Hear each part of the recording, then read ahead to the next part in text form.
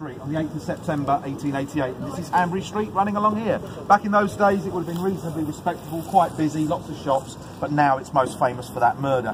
What I didn't tell you about her is that she was killed in the backyard of a house in Hanbury Street. Nowhere is safe from this guy. Number 29 Hanbury Street, and there it is in a photograph.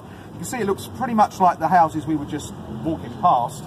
They survived, it didn't. It was demolished in 1970 to make way for that sexy looking bit of architecture over the road there. It would have been on the other side there. Actually, you can see a group of people standing roughly where it was, where the trees are. Now, at the time of our story, not only did it have a cat's meat shop on the ground floor, that's meat for cats, not meat made out of cats, the other remaining 5 rooms were home to 17 residents, right? So that front door was barely locked properly, right? And so people were coming and going all the time, including prostitutes after dark. They knew that the door was always unlocked. They'd sneak in and they'd use the landings and the backyard with their clients. They were often being caught and thrown out.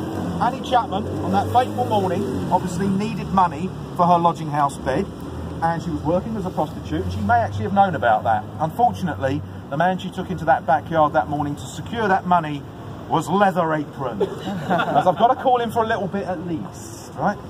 This is the scene of crime, the backyard, and the body was found where my finger is, at the foot of those stone steps. The first thing John Davis, one of those residents, saw as he swung that rickety back door open that morning. It was just getting light. Are you ready for this? Right? Again, it's the same method. Cut throat, 2 cuts in the throat and abdominal injury, but they're much worse. The 2 cuts in the neck had actually gone right the way around the neck, so the only thing holding it on was the spine, the head. She'd almost been decapitated. There was also the suggestion that the killer had used the knife in an attempt to prise apart the bones of the neck, so maybe he had tried to decapitate her. The injury to the abdomen was much more severe, much more open. In fact, the entire intestines had been lifted out and were found in a big heap over one of the shoulders. It was truly horrific. And if that's not enough for you, they discovered during the autopsy that some of this woman was missing. The killer had removed the entire reproductive system, right? And they were never found. Those organs were never relocated, right?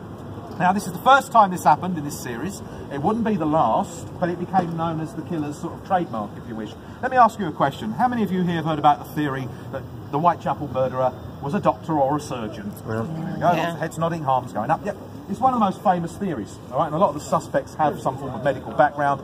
That is where it started, because the doctor who did Annie Chapman's autopsy, Dr. George Bagster Phillips, said, obviously the work was that of an expert. So he thought this person knew where these things were and how to get them out quickly, like that, without causing a disturbance. Let's just call it the birth of the idea of the mad doctor, or the crazy surgeon, which we still have today. And do you remember at the start when I mentioned the guy with the top hat and the cape and all that? That is what Victorian doctors dress like. So you can see where that image came from in the first instance. This is Annie Chapman's mortuary photograph coming around now. Again, you don't see anything nasty in it. At the age of 47, that mother of 3 was the oldest of the 5 victims. Now, something very bizarre happens here. Obviously, it's all triggered by the lurid reports in the newspapers. The East End descends into fear, anger, and therefore chaos. Quite literally, the streets are filled with people who are, you know, terrified. The women, obviously, they're terrified. They're all thinking they're going to be next. To the extent where I know of at least 2 stories where women actually killed themselves because they were so frightened that they could be next, you know. On their behalf, of course, the men are very angry and they're forming themselves into small gangs, basically accusing the police of being lazy and useless and incompetent, because no matter how much the police try and how many suspects they bring in, they're not bringing in the right man. So they're being looked down upon. It's as if they're dragging their feet because it's only poor people who are dying. Not a bit of it. They were trying everything. It just wasn't working out for them. Also, these gangs start taking the law into their own hands, and there are lots of reports in the press at that time of innocent men just being targeted by mobs just because they look different, because they're a stranger. They say the wrong thing to a woman at the wrong time, you know, so there's civil disorder in the area. It's quite bizarre.